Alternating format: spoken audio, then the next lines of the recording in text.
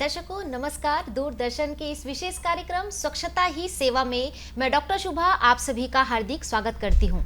सेवा का हमारे जीवन में बहुत ही अधिक महत्व है और जब हम बात करते हैं वर्तमान की तो स्वच्छता की सेवा ही आज सबसे बड़ी सेवा बनती जा रही है। तो आइए हम सभी संकल्प लें और अपने अखंड भारत को स्वच्छ बनाने में अपनी भागीदारी निभाएं।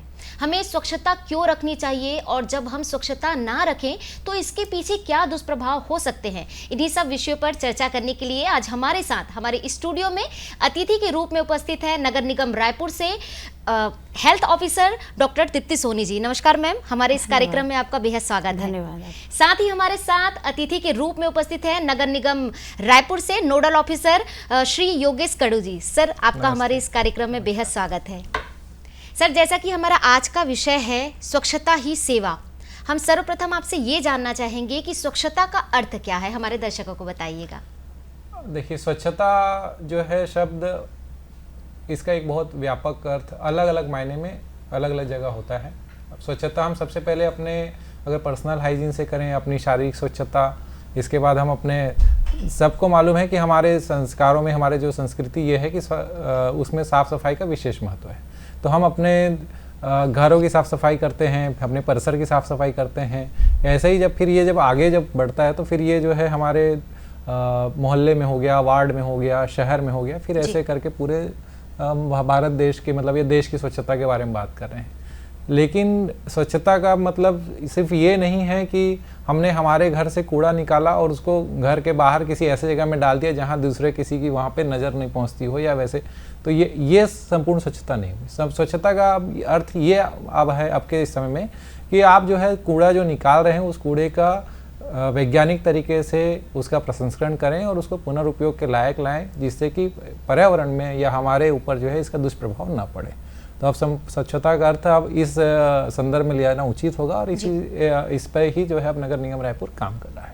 जी तृप्ति जी, आपसे जानना चाहेंगे कि ये जो अभियान जो लगातार चलाए जा रहे हैं स्वच्छता को लेकर के, तो ये अभियान की शुरुआत जो है, इस अभियान की शुरुआत कब से हुई, इसके विषय में हमारे दर्शकों को बताइएगा। इस अभियान की जो शुरुआत है सुभ्रा जी, वो माननीय प्रधानमंत्री जी ने 2 अक्टूबर 2014 को किया था, जो आज देखेंगे आप एक व्यापक रूप ले चुका है और लोगों ने अपने दैनिक जीवन में स्वच्छता को इस प्रकार शामिल अब कर रहे हैं कि आप देखेंगे पूरे चारों तरफ उसके रिजल्ट आ रहे हैं। जी सर, आपकी ओर आना चाहूँगी मैं कि अगर हम अपने आसपास स्वच्छता नहीं रखते हैं तो इसके क्या दुष्परिणाम हो सकते हैं, ये हमारे दर्शकों को बताइएगा। देखिए, हमको बचपन से सिखाया जाता है कि साफ़ सफाई रखना है, अगर साफ़ सफाई नहीं रखेंगे तो क्या होगा, उससे बीमारियाँ फैलेगी। बीमारियों के साथ साथ अब जो आज के संदर्भ में मैं बताना चाहूँगा कि आप एक छोटा सा उदाहरण देता हूँ कि अपन देखते हैं कि जब बरसात आती है, बरसात के बाद हम लगातार समाचारों में देखते हैं कि बड़े बड़े शहरों में जल भराव हो गया और उससे बहुत आर्थिक और नुकसान हुआ है करके। इसका कारण भी जो है हमारे, मान लीजिए सिंपल, हमने सड़क के ऊपर में कूड़ा फेंक दिया। कूड़ा फेंकने के बाद में वो थोड़े बारिश के बाद नाली में चला गया, नाली में बह के नाले में जाकर वहाँ पे वो उसको पानी जल को प्रवाह को अवरुद्ध कर देता है। उसके बाद वहाँ पे जल भराव की व्यवस्था बन जाती है, जिससे हमें नुकसान होता है। साथ ही साथ अब जल के प्रवाह अवरुद्ध हो गया तो वहाँ पे मच्छर पनपेंगे, मक्खियाँ पनपेंगी, उसके कारण बीमारियाँ फैलती हैं। साथ ही साथ जब सारा जो कूड़ा है ये अगर अवैज्ञानिक तरीके से या ऐसे ही अगर ये डिकम्पोज होता है तो जो इसमें जो हमारे केमिकल्स हैं, तरह तरह के आज हम जो है प्रोडक्ट यूज़ करते हैं, प्लास्टिक हो गया, थर्मोकोल हो गया, तो जब इनके हानिकारक जो प्रभाव है वो पर्यावरण के ऊपर आते हैं और पर्यावरण से ये परिणाम, इसके प्रभाव जो है हमारे ऊपर या हमारे जितने जीव जंतु हैं पर्यावरण में, सबके ऊपर इसके हानिकारक प्रभाव पड़ते हैं। जी मैम, आपसे जानना चाहेंगे कि अधिकतर हम देखते हैं कि हम अपने घरों पे भी गीला कचरा और सूखा कचरा जो है अलग रखने की शुरुआत हम जो है ये इसकी कर रहे हैं, तो लेकिन इसके पीछे का उद्देश्य क्या है, ये तर्क क्या है कि हमें क्यों ये दोनों कचरे जो है वो अलग अलग रखने चाहिए, ये हमारे दर्शकों को बताइएगा। देखिए, जैसे आपने शुरुआती में भी पूछा था कि स्वच्छता का अर्थ क्या होता है, तो जितने हमारे अपशिष्ट निकल रहे हैं उनका एक उचित निष्पादन करना रहता है। तो जैसे गीला कचरा जो निकलता है, जैसे मैं भी एज ए हाउस वाइफ आपको बता रही जी। हूँ, घर पे जैसे मैं रहती हूँ, तो जितने गीले कचरे निकलते हैं उसे हम कंपोस्ट बना सकते हैं। कंपोस्ट बना सकते हैं तो उसको हम रीयूज़ कर सकते हैं। तो इसी वजह से हमको जो है गीला और सूखा कचरा अलग अलग डालना चाहिए, क्योंकि उसका जो प्रसंस्करण, उसका निष्पादन फिर उचित वैज्ञानिक तरीके से होता है। और इसके लिए हमारे रायपुर नगर निगम में लगातार अवेयरनेस कैंपेन चला रहे हैं। हमारे आप लोग को मतलब मैं आपके चैनल के माध्यम से ये जानकारी देना चाहती हूँ कि लगभग 150 महिलाएं इसमें लगातार रोज़ डेली घर घर जा कर के, डोर टू डोर जाके गीला कचरा सूखा कचरा अलग अलग करने के लिए अवेयरनेस कर रही हैं, लोगों को जागरूक कर रही हैं। और इसमें नगर निगम रायपुर लगातार प्रयासरत है। जी, जैसे कि मैम आपने एक हाउसवाइफ की बात करी, तो देखा जाए तो महिलाओं का कहीं ना कहीं एक महत्वपूर्ण योगदान है, क्योंकि इसकी शुरुआत जो है एक घर से ही होती है। तो ये भी एक महत्वपूर्ण चीज़ें हैं। सर, आपकी ओर आना चाहेंगे कि जैसे स्वच्छता के विषय में तो हम बहुत सारी बातें करते हैं, लेकिन लोगों को ये नहीं समझ आता कि इसके प्रकार कौन कौन से हैं। तो हमारे दर्शकों को बताइएगा कि स्वच्छता के प्रकार क्या है। स्वच्छता में मतलब जो इसमें निकलने वाले कूड़े के प्रकार एक्चुअली मतलब आप पूछना चाह रही हैं, तो मैं बताता हूँ कि जैसे कि एक होता है MSW, म्यूनसिपल सॉलिड वेस्ट, जिसमें हमारे घर से निकलने वाला सामान्य कचरा शामिल है। वो सामान्य कचरे में भी अलग अलग उसके वर्गीकरण किया गया है। और वर्गीकरण करना क्यों आवश्यक है? इसलिए आवश्यक है कि भाई आपकी नज़र में आपने जो सामान यूज़ कर लिया और उसको जो है आपने, वो आपके काम का नहीं है, उसे आपने फेंक दिया। लेकिन वो एक रिसोर्स है, उसको एक रिसोर्स की तरह देखना इसलिए ज़रूरी है कि मान लीजिए एक कोई छोटा सा आपके पास कील हो या फिर आपका पेन हो, तो वो उसको बनाने के लिए जो उसका कच्चा मटेरियल है वो हमको कहीं ना कहीं से खोद करके लाना पड़ता है, उसको फिर प्रोसेस करना पड़ता है, फिर उसके बाद हम उसको जो है बनाते हैं फैक्ट्री में। तो अब अगर मान लीजिए कि ऐसे ही अगर हमारे जो प्रकृति में जो उपलब्ध रिसोर्स हैं उसको हम लोग लगातार एक्सट्रैक्ट करते रहें, यूज़ करते रहें, तो एक समय ऐसा आएगा कि जैसे अभी बात चल रही है कि पेट्रोलियम खत्म हो जाएगा, तो इसी प्रकार एक समय ऐसा भी आएगा कि पता चला कि आयरन और ख़त्म हो गया, आपके बाकी चीज़ें जो है वो ख़त्म हो रही है, एल्यूमिनियम। तो फिर इसलिए क्या करना है कि जो हमारे यूज़ हो गया लेकिन आपके काम का नहीं, लेकिन हम उसको फिर से कैसे रीयूज़ कर सकते हैं। जी बिल्कुल। तो रीयूज़ करने के लिए उसको रिसाइकल करना पड़ेगा। रिसाइकल करने के लिए अगर आप पूरे कचरे को अगर मिक्स करके दे देते हैं हमको, तो हमारे पास जो प्रोसेसिंग फैसिलिटी है वहाँ पे हम उसको अलग अलग सेग्रीगेट करना और उसके बाद फिर उसको जो है हमको जो है प्रोसेस करके फिर से रीयूज़ के लायक बनाना, उसमें समय लगता है, या फिर उस एक्सटेंट तक या उतना 100% हम उसको जो है रिसाइकल नहीं कर पाएंगे। तो इसीलिए मान लीजिए आप हमको पहले MSW है, MSW में हमारे गीला कचरा सूखा कचरा। तो गीला सूखा क्या होता है, सबसे पहला क्वेश्चन ये है। तो एकदम सामान्य सा ये है कि जो प्रकृति निर्मित चीज़ें हैं, जैसे कि आपके जितने सब्जी भाजी हो गए आपका जो है, तो ये जो है आपका गीला कचरा आएगा। जितनी मानव निर्मित चीज़ें हैं जिसमें आपका प्लास्टिक है, कागज़ है, पुट्ठा है, थर्माकोल है, ये सारा आज आपका सूखा कचरा आ जाएगा। इसके बाद हम आते हैं सैनिटरी वेस्ट पे, जो यूज्ड डाइपर है, यूज्ड सैनिटरी नैपकिन्स है, ये जो है हमारा सैनिटरी वेस्ट में आता है, इसका अलग से प्रसंस्करण होता है। उसके बाद चौथी चीज़ आती है डोमेस्टिक हैजार्डियस वेस्ट। इसके अंदर में आपके जो यूज्ड CFL बल्ब्स हो गए, आपके जो पेंट के डब्बे हो गए, खाली डब्बे, आपकी जो है यूज़ की हुई जो है दवाइयाँ हैं, और ऐसे बहुत प्रकार के जो केमिकल्स होते हैं जिसको हम लोग घरों में यूज़ करते हैं और उसके बाद में उसको सामान्य कचरे के साथ मिला करके दे देते हैं। अगर ये सब सारे कचरे के साथ मिक्स कर दें, तो जो इन कचरों के साथ हमारे वर्कर काम कर रहे हैं या हमारे प्रोसेसिंग फैसिलिटी में जो लोग काम कर रहे हैं, उनके लिए भी जो है उनके स्वास्थ्य संबंधी समस्याएँ उत्पन्न होगी। और हम इन जो कचरा जो है, जो रिसोर्स है, उसका हम 100% जो है हम उसको जो है रिसाइकल नहीं कर पाएंगे। इसीलिए इसको अलग अलग करना जरूरी है। ये हो गया हमारे घरों से निकलने वाला कचरा जी। इसके बाद होता है कि एक CND वेस्ट होता है, कंस्ट्रक्शन एंड डिमोलिशन वेस्ट। मतलब आप कोई घर बनाने का काम कर रहे हैं तो कोई पुराना मलबा निकल गया, कोई टाइल्स निकली, वो आपने फेंक दिया। तो इनसे दूसरे टाइप की आपको अभी देखेंगे, अभी अब सब लोग हम ठंड जैसे आती है तो सुनते हैं कि बड़े बड़े शहरों में स्मॉग फैल गया, एयर क्वालिटी ख़राब हो गई है। तो वो ख़राब होने में, एयर क्वालिटी ख़राब होने में सबसे बड़ा योगदान इस CND वेस्ट का है, क्योंकि जो मलबा सड़क के किनारे पड़ा रहता है, टायरिंग होती है, उसके बाद वो PM10 से PM 2.5 हो जाता है, इतने माइक्रोन में हो जाते हैं कि हम उसको आप देख नहीं सकते, लेकिन वो हमारे श्वसन के जरिए हमारे फेफड़ों में जा करके हमको बीमार कर रहा है जी। इसके बाद मैं तीसरा आता हूँ, जो है लिक्विड वेस्ट होता है। लिक्विड वेस्ट जो सीवेज नालियों में बह रहा पानी है, गंदा पानी जो है, आपका जो सेप्टिक टैंक का जो स्लज है, तो इसको भी जो है शोधन करना है, इसका उपचार करना है और उसके बाद इस पानी का भी फिर से हम जो है उपयोग कर सकते हैं। चौथा, आज के डेट में हम लोग इलेक्ट्रॉनिक युग में जी रहे हैं, तो ई वेस्ट बहुत ज़्यादा जनरेट होता है। ई वेस्ट में अब इलेक्ट्रॉनिक सामानों के अंदर में आपके जो है विभिन्न प्रकार के सर्किट्स रहते हैं, आईसी रहते हैं, तो और बैटरियाँ रहती हैं छोटी छोटी, जिसमें कार्सियोजेनिक एलिमेंट्स रहते हैं, जिससे ये जहाँ भी मतलब अगर इनको पानी में फेंका जाए तो पानी को दूषित करेंगे, ज़मीन में फेंका जाए तो ज़मीन को दूषित करेंगे। इनका भी प्रॉपर रूप से उपचार किया जाना आवश्यक है।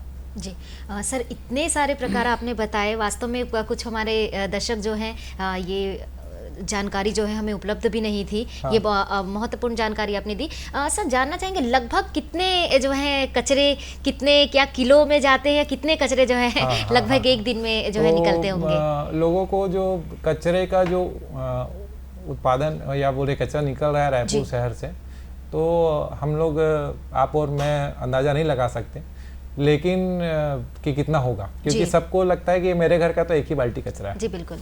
तो जब ऐसे एक एक बाल्टी कचरा और घरों से जब कचरा इकट्ठा करते हैं और लेके आते हैं, तो हमारा सकरी में जो हमारा प्लांट है वहाँ पे लगभग 700 मीट्रिक टन के आसपास डेली हम MSW कचरा लाते हैं जी। इस MSW कचरे में हम जो है CND वेस्ट की बात नहीं कर रहे हैं, इसमें ई वेस्ट की बात नहीं कर रहे हैं, सिर्फ जो घरों से निकलने वाला कचरा है, घरों और औद्योगिक बोलता हूँ, व्यावसायिक संस्थानों से, होटल वगैरह जो शामिल है जिसमें, तो लगभग 700 मीट्रिक टन कचरा हमारे यहाँ प्रतिदिन हम लोग लाते हैं और 700 मीट्रिक टन कचरे का उपचार प्रतिदिन करते हैं।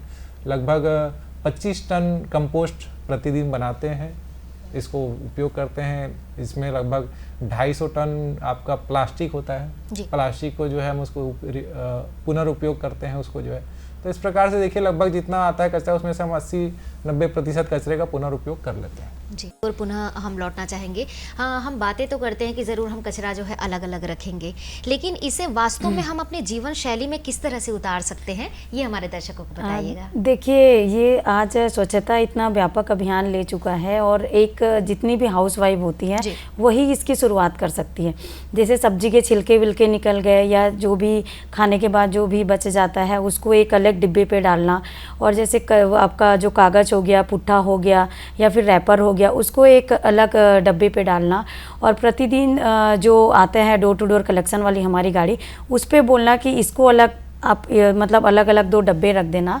और उस प्रकार से अपने दैनिक जीवन में इनकी शुरुआत हाउसवाइफ ही मतलब महिलाएं ही कर सकती हैं। सर, पुनः मैं आपकी ओर लौटना चाहूँगी कि जैसे हम अपने आस पड़ोस में भी कहीं गंदगी देखते हैं तो कई बार हमें लगता है कि इसका जो है निवारण हम करें, परंतु हमारे जो समक्ष है वो सबसे बड़ी समस्या ये उत्पन्न हो जाती है कि इसकी शिकायत कहाँ करें। तो ऐसा क्या कोई टोल फ्री नंबर है या कोई ऐसा कोई विशेष स्थान जहाँ जा करके इसकी हम जो है जानकारी सिर्फ सफाई ही नहीं जी, नगर निगम रायपुर से जो भी मूलभूत सुविधाओं से जुड़ी जो भी समस्याएं हैं, इसके निवारण के लिए हमारे पास टोल फ्री नंबर है, जिसका नंबर है 1100 निदान 1100 जिसको कहते हैं। तो इस नंबर पे आप कॉल करके स्वच्छता से संबंधित शिकायतें, चाहे आपका नाली सफाई हो, सड़क सफाई हो, घर पे कचरा गाड़ी नहीं आई हो, सेप्टिक टैंक साफ़ कराना हो, या फिर आपके घर में पानी की प्रॉब्लम है, सड़क बत्ती की प्रॉब्लम है, जो भी मूलभूत सुविधाओं से संबंधित जो भी शिकायतें हैं, ये निदान 1100 पे आप शिकायत दर्ज कराएं और उस पर जो है हम उस पर कार्रवाई करेंगे और उस समाधान करेंगे उसका। जी बिल्कुल, धन्यवाद सर। मैम, पुनः मैं आपकी ओर लौटना चाहूँगी कि चूँकि आप जो है लगातार इस क्षेत्र में कार्य कर रही हैं, तो आपके जीवन में ऐसा कुछ विशेष अनुभव रहा जो आप हमारे दर्शकों के साथ शेयर करना चाहेंगे?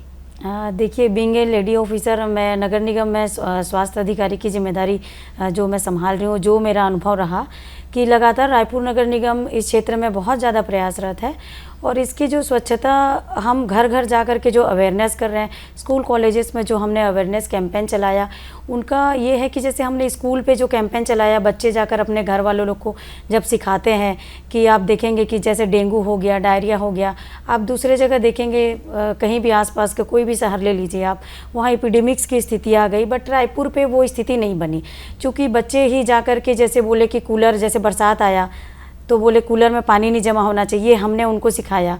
तो और जैसे सैनिटरी पैड हो गया, उसको प्रॉपर डिस्पोजल उस पर डालना, घर के आसपास सफाई रखना, तो उससे डायरिया के केसेस कम आए। तो रायपुर इस क्षेत्र में लगातार प्रयासरत है और बिल्कुल परिणाम सामने हैं कि लास्ट 2 to 3 ईयर से बिल्कुल भी यहाँ एपिडेमिक की स्थिति नहीं बनी है। जी योगी सर, मैं पुनः आपकी ओर आना चाहूँगी। जैसा कि मैंने मैम से ये प्रश्न किया, वही प्रश्न मैं आपसे भी जो है दोहराना चाहूँगी कि जिस तरह से आप ये इस क्षेत्र में लगातार कार्य कर रहे हैं, ऐसा कोई विशेष अनुभव जो आपने अपने जीवन में जिया है हमारे दर्शकों से साझा करना चाहेंगे ज़रूर। जी, कोविड महामारी का समय सभी के लिए संकट का समय था और उस समय भी नगर निगम रायपुर लगातार काम कर रहा था और डोर टू डोर कलेक्शन है, सफाई है, सारे काम हमारे पूरी टीम कर रही थी इसमें जो है। तो मुझे कॉल आते थे कि इस प्रकार से कि सर ये हमारे पड़ोसी ने हमारे घर के सामने कचरा फेंक दिया है, सर उनको थोड़ा आप आइए और थोड़ा इनको पनिश करवाइए या फिर कचरा उठवा दीजिए, या तो फिर जो है तो उस समय जो अवेयरनेस का जो ये था लेवल था, तो चूंकि क्या है संक्रमण सामने दिख रहा था, भय था, तो इसके कारण लोगों के अंदर में अवेयरनेस था और लोगों ने उस समय वैसे स्टेप्स उठाए और हमको बताया, हमारा सहयोग भी किया। तो लेकिन जैसे जैसे समय चला गया उसके बाद फिर लोगों के बाद मन से वो चीज़ें निकल गई और अब जो है फिर जो है थोड़ा सा लोग जो है इस चीज़ों को भूलने लगे हैं कि भाई स्वच्छता का हमारे जीवन में क्या महत्व है। तो मैं यही कहूँगा स्वच्छता का महत्व जीवन में कभी कम नहीं होगा, धीरे धीरे आगे और इसका महत्व बढ़ते ही जाएगा, क्योंकि स्वच्छता अब देखेंगे तो आप सीधा सीधा आज के डेट में जो स्वच्छ परिवेश होता है, स्वच्छ वातावरण होता है, वो हर किसी को पसंद होता है। आप किसी भी होटल में जाएं या किसी परिसर में जाएं तो वहाँ सबसे पहले जाके आप क्या आकलन करते हैं जी। सबसे आप जा करके देखते हैं कि कितनी साफ़ सफाई है, क्या है, कैसा है, इसके हिसाब से ही आप वहाँ पे वो करते हैं। तो मेरा कहना मतलब है कि स्वच्छता आज सीधे सीधे हमारे जो एक बोलते हैं जो लिविंग स्टैंडर्ड के एक बड़े इसमें नॉर्म्स में जुड़ा हुआ है। तो सभी से मतलब मैं ये कहना चाहूँगा स्वच्छता को सिर्फ एक कूड़ा हटाना या कूड़ा फेंकना तक सीमित न रखें और बल्कि इसको एक संपूर्ण स्वच्छता के इसमें ध्यान दें। अपने आसपास के लिए आप जो जिस पार्क में नियमित जाते हैं, जिस जगह से गुजरते हैं, वहाँ कोई भी चीज़ की अव्यवस्था हो या कोई समस्या हो तो उसमें जो है नगर निगम रायपुर को आप सहयोग करें, रायपुर नगर निगम को सूचना दें और रायपुर नगर निगम इसमें काम करने के लिए तत्पर है। स्वच्छता की बात करते हैं तो एक शब्द आता है STP, ये क्या है, ये हमारे दर्शकों को बताइएगा। STP जो है सीवरेज ट्रीटमेंट प्लांट है। रायपुर नगर निगम के पास 206 MLD क्षमता, 1 MLD का मतलब होता है 1 MLD मतलब जो है 10 लाख लीटर। तो ऐसे 206 MLD क्षमता के हमारे 4 सीवरेज ट्रीटमेंट प्लांट हैं। इन सीवरेज ट्रीटमेंट प्लांट में रायपुर शहर से गुजरने वाले जो 17 नाले, सभी 17 नालों को इंटरसेप्ट करके नालों के पानी को पहले इसमें ट्रीट करते हैं, इसके बाद ट्रीट करके इसको जो है खारून नदी में प्रवाहित किया जाता है। पहले ये सारे नाले सीधे खारून नदी में प्रभावित हो रहे थे, अब लेकिन जो शुद्ध किया हुआ पानी है, सीवेज है, वो जाता है वहाँ पे और कुछ जो पानी है इसमें से उपचार किया हुआ इसका जो है हम जो है पुनर्उपयोग कर रहे हैं इंडस्ट्रीज़ में, उद्योगों में। तो इस प्रकार जो है हम जो उद्योगों के द्वारा जो सतही जल था या भूगर्भी जल जिसका उपयोग इसके लिए इंडस्ट्रियल यूज़ के लिए कर रहे थे, उसके बदले हम ये ट्रीटेड सीवेज को यूज़ कर रहे हैं। तो हमारे उतना पानी का जो है हमारी बचत हो रही है, वो पानी हम दूसरे का यूज़ कर सकते हैं। जी बिल्कुल। जी मैम, आपसे जानना चाहेंगे कि भविष्य की आप लोगों की योजनाएं क्या है स्वच्छता को लेकर के, हमारे दर्शकों को बताइएगा। जी बिल्कुल, देखिए भविष्य में नगर निगम रायपुर जो है वो स्वच्छता के लिए लगातार प्रयासरत है। इसलिए आप देखेंगे कहीं भी जो नाले नालियाँ जो अनकवर्ड हैं उसको कवर्ड कराने की योजनाएं हैं। जितने अपशिष्ट निकल रहे हैं उन सभी अपशिष्टों के लिए लोगों को अवेयर करना और उन अपशिष्टों का उचित समाधान प्रसंस्करण करना। और लगातार जैसे इंदौर या मैसूर आप देखेंगे जैसे स्वच्छता में लगातार उनकी रैंकिंग आती है और जितने संसाधन हैं वो उसके लिए हम लगातार उसके लिए प्रयासरत रहेंगे। यही योजनाएं हैं भविष्य से। जी बिल्कुल। सर, आपकी ओर आना चाहूँगी कि हम देखते हैं कि जब स्वच्छता की बात होती है तो हर वर्ष जो है कुछ ना कुछ एक विशेष थीम रखा जाता है। तो इस वर्ष का जो है वो स्वच्छता को लेकर के थीम क्या है और इस थीम को रखने के जो पीछे का उद्देश्य है ये हमारे दर्शकों को बताइएगा। इस वर्ष का थीम जो है रिड्यूस रीयूज रिसाइकल, जी RRR बोलते हैं। जो है जो देखिए मैंने आपको पहले ही बताया था कि जो हमारे घर से निकलने वाला कचरा है उसको कैसे हम कम कर सकें मतलब आप थैला लेके बाजार जाएं, कुछ अगर दूध लेना है या कुछ अगर तेल लेना है तो उसके लिए अपने बर्तन लेके, जैसे हम पुराने समय में जाते थे, मुझे बचपन की बातें याद है, मैं घर से जो है डब्बा लेके तेल लेने या फिर थैला लेके जाता था। तो उन चीज़ों की ओर हमको फिर से जाने की ज़रूरत है ताकि प्लास्टिक का उपयोग कम कर सकें, जो पैकेजिंग मटेरियल है उसको कम से कम उपयोग करें, कैसे जो है हम चीज़ों कचरा कम उत्पन्न करें जिससे कि पर्यावरण के ऊपर, हमारी धरती माँ के ऊपर बोझ कम आए। और फिर है रीयूज़ कैसे करें, मतलब कोई सामान है जिसको अगर थोड़ा बहुत कुछ रिपेयर करके हम फिर से उपयोग कर सकते हैं तो उसको वैसे उपयोग कर लें, उसको फेंके ना जो है कूड़ा बना करके। रिसाइकल, मान लीजिए आपके ग्लास जो है वो ग्लास बोतल जो है ख़राब हो गई है, आप उसको उसने फेंक दिया, आपने प्लास्टिक बोतल फेंक दिया, वो उसको हम फिर से वापस प्रसंस्करण कर पाएँ, रिसाइकल कर पाएँ, फिर से हमने कांच से कांच बना लिया, प्लास्टिक से प्लास्टिक बना दिया। रायपुर निगम के पास आज प्लास्टिक पैलेटेशन यूनिट है जहां हम विभिन्न प्रकार के प्लास्टिक को अलग अलग छाटनी करते हैं। वहाँ पे आपका SG, LD, PP ये सब अलग अलग प्रकार के प्लास्टिक छटनी करते हैं, उन प्लास्टिक के फिर से पैलेट्स बनाते हैं।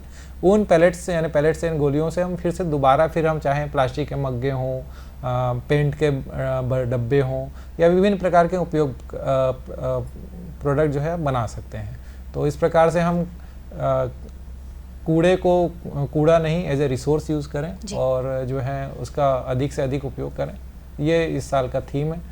नगर निगम रायपुर में सभी जोनों में 10 जोन में हमारा विभाजित है रायपुर नगर निगम, तो सभी जोनों में RR सेंटर स्थापित किया गया है, रिड्यूस रीयूज़ रिसाइकल सेंटर, जहाँ पे अगर आपके पास कोई काम की चीज़ें जो आपके काम की नहीं है लेकिन दूसरे उसका उपयोग कर सकते हैं, कपड़े हों, फर्नीचर हों या कोई इलेक्ट्रॉनिक आइटम हो, बच्चों के खिलौने हो, तो आप वहाँ पे उनको ले जा के दे सकते हैं। और जो ज़रूरतमंद होते हैं वो वहाँ पे आते हैं और उनके जो सामान उनको जो ज़रूरत लगता है उसको वहाँ से वो ले जाते हैं, उसको उपयोग करते हैं। तो दोनों देखिए, 2 तरह से चीज़ें आप कर रहे हैं।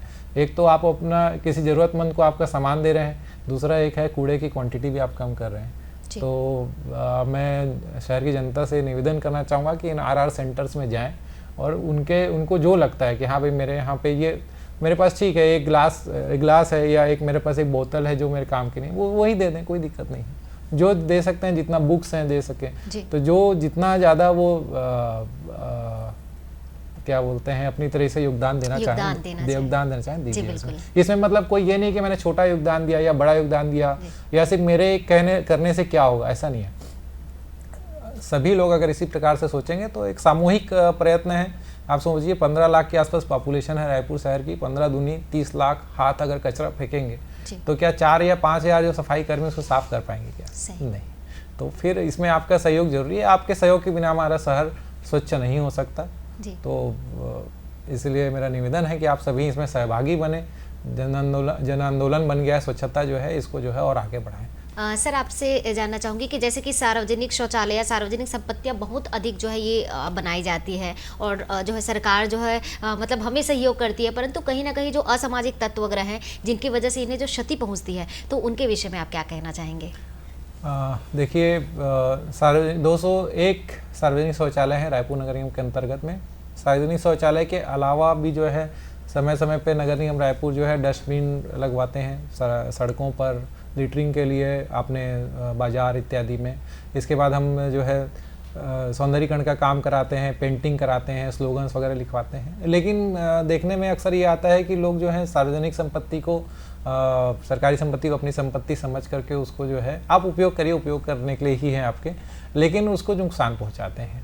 तो मेरा सबसे निवेदन है कि जो ऐसे करने वाले ऐसे जो नुकसान पहुँचाने वाले लोग हैं, इनकी जो है बारे में जानकारी दें और उनको रोकें। और क्या बोलते हैं जो हैं, जो जितना सौंदर्यीकरण किया गया, आप देखिए जहाँ पे अच्छे से स्लोगन लिखा, सौंदर्यीकरण किया, दूसरे दिन वहाँ पे जो है कोई अपने विज्ञापन चिपका दे रहे हैं या फिर और कुछ इस प्रकार से कर रहे हैं। तो हम तो कार्रवाई कर ही रहे हैं, लेकिन पब्लिक अगर रजिस्ट करे, थोड़ा सा लोगों को बताएं, इस बारे में जागरूक हो जाएं, तो थोड़ा नगर निगम रायपुर को इससे सपोर्ट मिलेगा। आपका शहर है, आपका शहर सुंदर रहेगा। आपके यहाँ जो भी लोग बाहर से आएंगे तो बोलेंगे रायपुर आपका शहर सुंदर है, तो आपको भी बोलने में गर्व महसूस होगा और हमारे सबके लिए गर्व की बात रहेगी जो है ये। तो इसमें आपका सहयोग अपेक्षित है। दर्शकों, आज के हमारे कार्यक्रम का विषय था स्वच्छता ही सेवा, और हमारे साथ जो है दो शख्सियत हमारे अतिथि के रूप में उपस्थित है। हेल्थ ऑफिसर नगर निगम रायपुर से डॉक्टर तृप्ति सोनी मैम, आपका पुनः आभार दूरदर्शन परिवार की ओर से कि आपने जो है महत्वपूर्ण जानकारियां हमारे दर्शकों को जो है अपने साथ साझा की। और नगर निगम रायपुर से हमारे साथ अतिथि के रूप में उपस्थित है हमारे नोडल ऑफिसर श्री योगेश करू जी। सर, पुनः दूरदर्शन परिवार की ओर से आपका बहुत बहुत धन्यवाद। और आपने जिस तरह से हमारे जो है दर्शकों को जानकारियां दी है, ये बेहद ही सराहनीय है। आप दोनों का पुनः आभार।